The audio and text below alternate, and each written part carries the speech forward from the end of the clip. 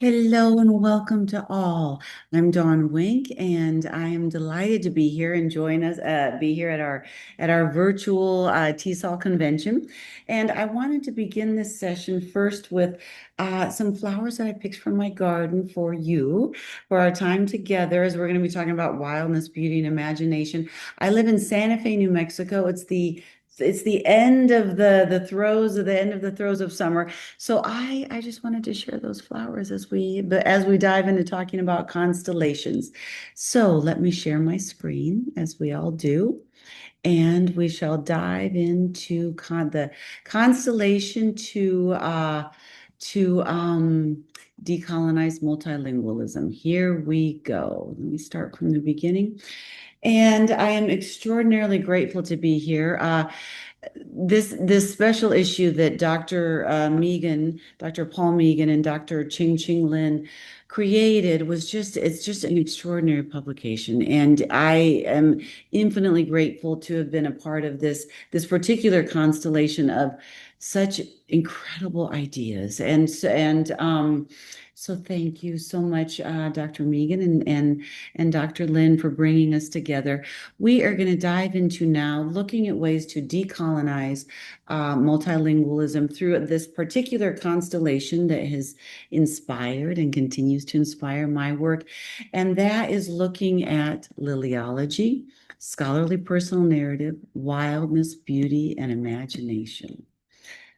Let's take a moment to just take a deep breath. I know we all lead rich, full lives, and so many draws for our attention, and between projects and people and things that we take care of, and responsibilities. What I'm going to invite us all to do right now is to take a deep breath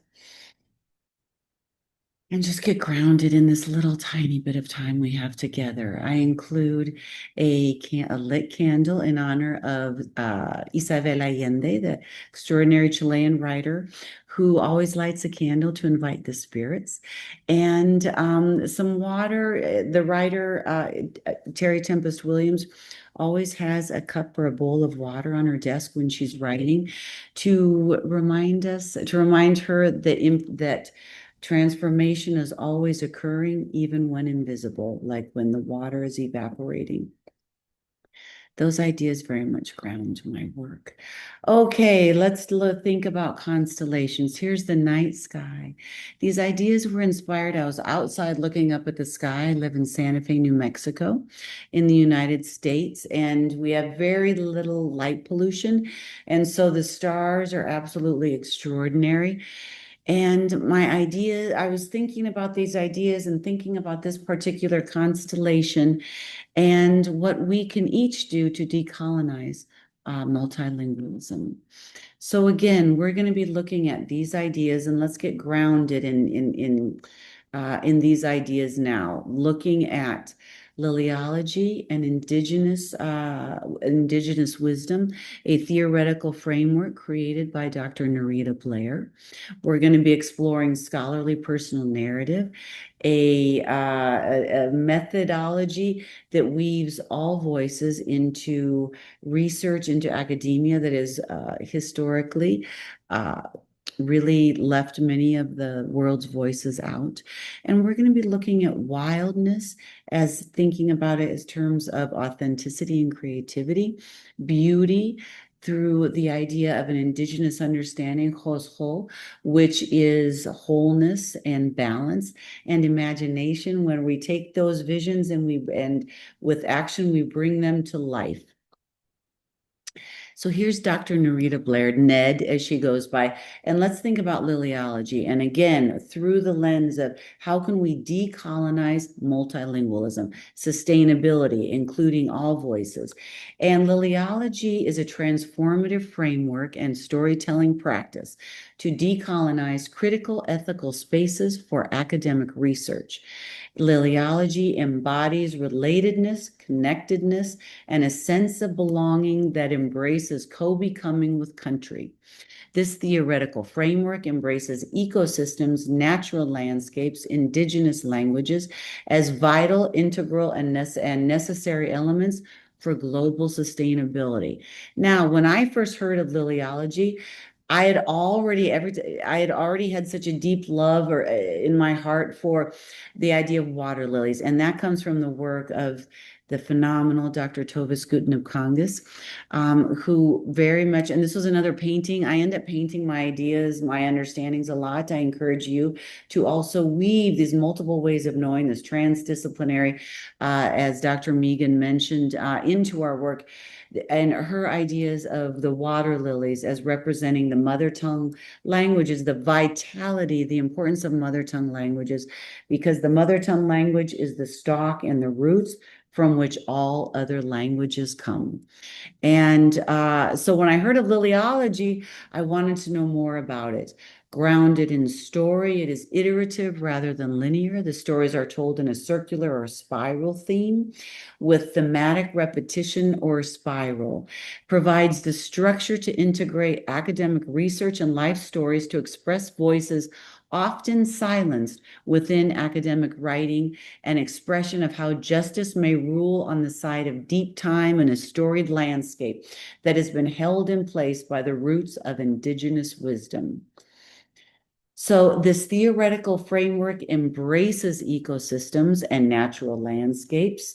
Let's look at, as I was reading this, I wanted to paint it, I wanted to understand it. So what are the components? What are some of the main elements of liliology? The brick wall over here on the right represents Western academia. Each brick represents a specific philosophy or methodology as an academic frame or reference. And often Western knowledge Western knowledge has served as the mortar holding the bricks together, but it represents boundaries and divisions and has historically not included indigenous wisdom, has not included primary languages other than often those of the colonizers. Now, here in the middle, we see the bush, the sweet potato, which represents spirit knowings that radiate from a nourishing, sustaining, growth-producing central core. So, do we allow spirit knowings into what has historically been Western knowledge, the brick wall of Western academia? The strong, transparent webs of the spider web, and we'll talk about that, bring this all together, this overlay. But I really want to bring your attention now to the water lilies. And again, this idea of water lily, each petal represents a different story. So the textures, the colors, the many different flowers, shapes, textures, and genres of knowing represent the not as homogenous as frequently been represented in academia, but as representative of all of the world's voices. And we think again, decolonizing multilingualism, bringing in all of the world's voices. Scholarly personal narrative is an extraordinary methodology, which again starts with lived experiences and integrates into the academic space voices that have historically been marginalized. And so it falls under the overarching umbrella of narrative inquiry and begins with experiences as expressed in lived and told stories to individuals. There are four steps within scholarly personal narrative: pre-search, me-search, research, and we-search. So what do those look like? The pre-search is there some pivotal belief, ideal, or conviction that I hold with such energy and passion that I'm willing to take the time to dive into it? These are some of my 25, well, now more, 30 years of journals that I keep oh my gosh, I write about everything, and much of my research is found in these journals. So when I think of pre-search, I dive into what are my lived experiences, my the influences. Me search, and this is for you to really think about what is my personal narrative? What is your personal narrative? My personal narrative weaves together the ideas, looking at languages, looking at ecolinguistics through the lenses of wildness, beauty, and imagination. What are yours? Research, that's our lit review. I had to organize my library. This is our lit review. The research, what scholars and researchers inform my writing. Research, what are the implications for our field of study that can be generalized from my personal narrative. So again, this is bringing your personal narrative and how can you enrich other fields of study? Now, let's look at wildness, beauty, and imagination. And I have way too many photos of sunrise and sunrise because I live in Santa Fe, New Mexico. The wildness of language. What does that mean? Okay, when we're talking about wildness of language and decolonizing multilingualism, wildness connotes deep connection, authenticity, and freedom. Why do we love language? Why do we fall in love with language? Wildness is extreme creativity. Language learning occurs effectively within a sense of engagement, lack of self-awareness, and flow. Oh, the beauty of imagination. This is the first dahlia that bloomed in my garden. A deep and holistic philosophical framework as understood through the indigenous worldview and expressed in Danae's ho. So we're thinking harmony, we're thinking wholeness, imagination. That's where we take those ideas that happen in our imagination, but without our actions, they don't come out into the world. So imagination creates potential, encourages action and energy. So now what does this mean for you? And what does this mean for decolonizing multilingualism? What is your constellation of a collaborative constellation to decolonize multilingualism? So I invite you to consider, how might liliology inform your practices and pedagogic practices? How can you create those connective spider webs through your work that bring all voices into the academic spaces? What unique stories are represented in the individual petals of the water lily that compose your work? How might you lift those into previously colonized spaces? What unique gifts do you bring? So think about your research. What scholars influence you? What ideas you read and find yourself energized by? Follow this energy. This is the work that you are meant to do. Research. This is where, again, we take our work, we take our scholars, that we have that foundation that we build upon, and how can our own work add to that body of knowledge? What unique gifts do you bring? How do you get started? What is your personal narrative? For example, in my world, the constellation is these connecting threads of multilingualism, wildness, beauty, imagination, integrating voices that have historically not been integrated into the academic spaces. What are yours? Wildness. What wildness lives within you? What is creative and uniquely yours?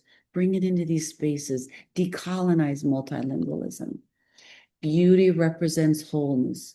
What pieces of wholeness can you bring into this world filled with brokenness right now? Each tiny piece matters. What beauty can you create?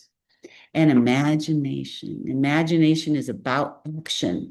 Now bring the inner into the outer. Create your own constellation map to decolonize multilingualism. What is your constellation? Draw it, write it, paint it, bring it into this world.